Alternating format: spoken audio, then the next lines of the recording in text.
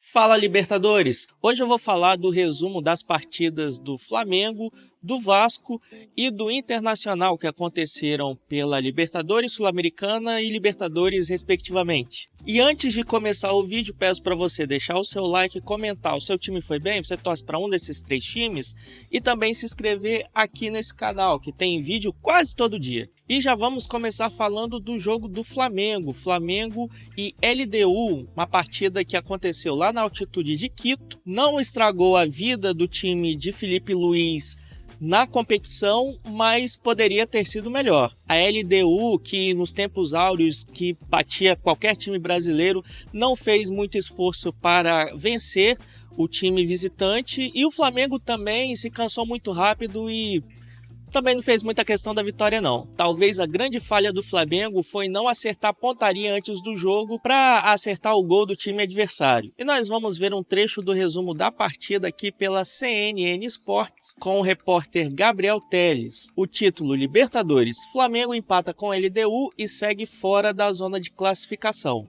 Esse também é um problema para o Flamengo nessa competição. Então o trecho que eu separei foi esse aqui. O Flamengo dominou a posse de bola no primeiro tempo e apostou nessa estratégia para minimizar os efeitos da altitude.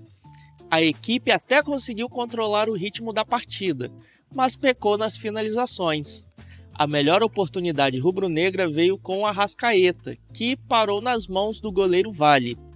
Do outro lado, a LDU foi mais perigosa, explorando os lançamentos longos e os contra-ataques para criar chances.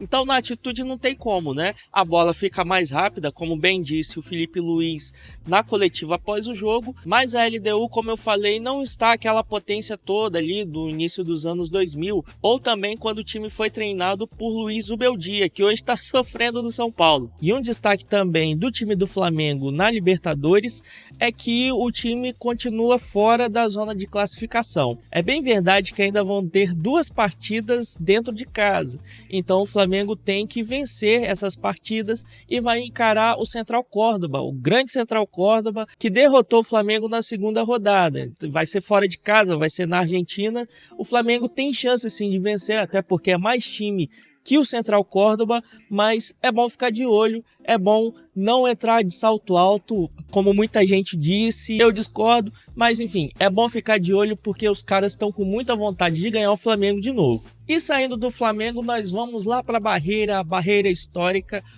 para o jogo entre Vasco e Lanús, que aconteceu pela Copa Sul-Americana. O Vasco, que empatou dentro de casa, não foi também um Deus nos acuda, mas o problema é que dentro de casa, competição sul-americana, Copa, tem que vencer. E o torcedor vascaíno perdeu de vez a paciência com o técnico Carille, que deu aquela trotadinha no final da partida. E claro que nós vamos ver aqui a trotadinha do técnico Fábio Carille após a partida. Olha só. Muita gente jogando, né, as coisas ali, não estão acertando. Olha, quase que acertou aquele copo, hein? A trotadinha marota do Fábio Carille indo para o vestiário após o empate contra o Lanús. Com certeza estavam falando muito bem dele, estavam elogiando a atuação dele como técnico. E no Vasco parece que o lema esse ano está sendo: nada é tão ruim que não possa piorar. E tem uma notícia aí que está deixando muito vascaíno de cabelo em pé, que são supostas propostas para a saída do goleiro Léo Jardim. E nós vamos ver a notícia no site Super Vasco. Aqui está o título: Léo Jardim despista sobre propostas. Foco é no Vasco. Então o título aqui, agora o texto. Léo Jardim quer ficar no Vasco.